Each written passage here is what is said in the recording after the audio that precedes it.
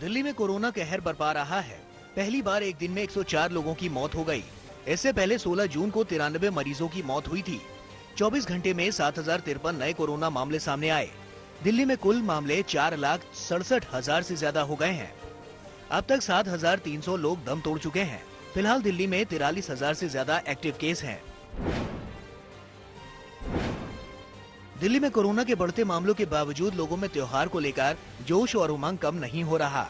धनतेरस पर बाजारों में खरीदारी के लिए लोगों की जबरदस्त भीड़ नजर आई। हालात ये रहे कि देर शाम राजधानी की कई सड़कों पर जाम लग गया और मुसाफिर घंटों तक परेशान होते रहे। कोरोना को देखते हुए दिल्ली में इस बार घाटों पर छठ का त्योहार नहीं मनाया जाएगा। कोरोना के बढ़ते मामले को देखते हुए दिल्ली सरकार ने लोगों से घर में ही छठ मनाने की अपील की है। देखिएगा, दिल्ली सरकार ने फैसला किया है कि इस बारी जो छठ पूजा, क्योंकि छठ पूजा पानी के अंदर होती है, तो उसको घाटों पे करने के लिए मना किया गया है। होता क्या है कि एक ही मान लो वाटर बॉडी है, तालाब है, उसके अंदर 100 लोगों ने मान लो पूजा के लिए उतरे उसके अंदर, और 100 में से अगर 2 लोग भी या 4 लोग भी इन्फेक्टेड थे तो बाकी 100 को भी होने के चांसेस 100% ही है। तो इसलिए कम्युनिटी गैदरिंग में उसको बैन किया गया। घरों में इस बार लोग करें। देश में कोरोना के नए केस करीब 48,000 सामने आए हैं। कुल तादाद 46,83,000 हो गई है। अब तक देश में 1,28,000 लोग कोरोना से मारे जा चुके हैं। देश में कुल 4,89,000 एक्टिव केस हैं।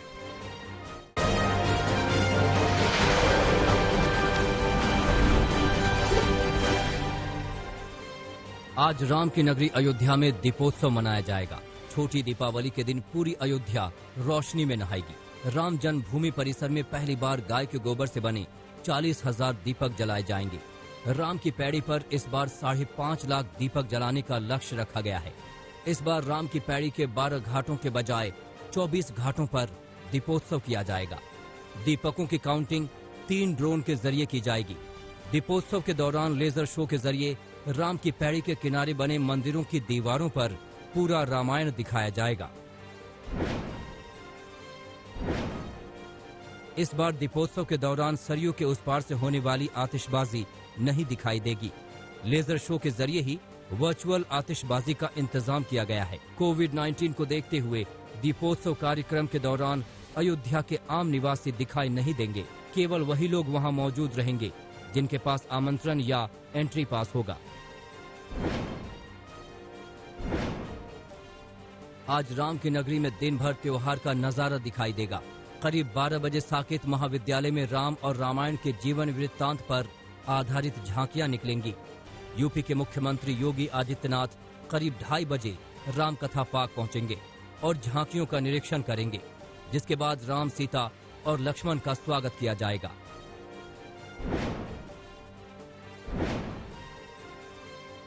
खेती कानूनों के विरोध में पंजाब में आंदोलन कर रहे किसानों के लिए आज काफी अहम दिन है। आज पंजाब के 30 किसान संगठनों से केंद्र सरकार के 2 मंत्री बातचीत करेंगे। कृषि मंत्री किसानों के प्रतिनिधियों को खेती कानूनों से होने वाले फायदे की जानकारी देंगे। बैठक में रेल मंत्री पीयूष गोयल भी मौजूद होंगे। दरअसल पंजाब में किसानों के आंदोलन को लेकर रेल यातायात पूरी तरह से ठप है।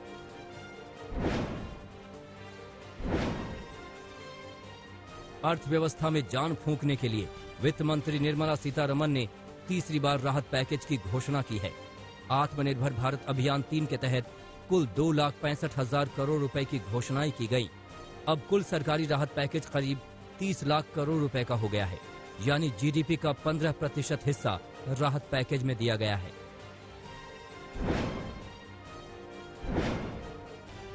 सरकार ने कुल 6 राहतों का ऐलान किया है।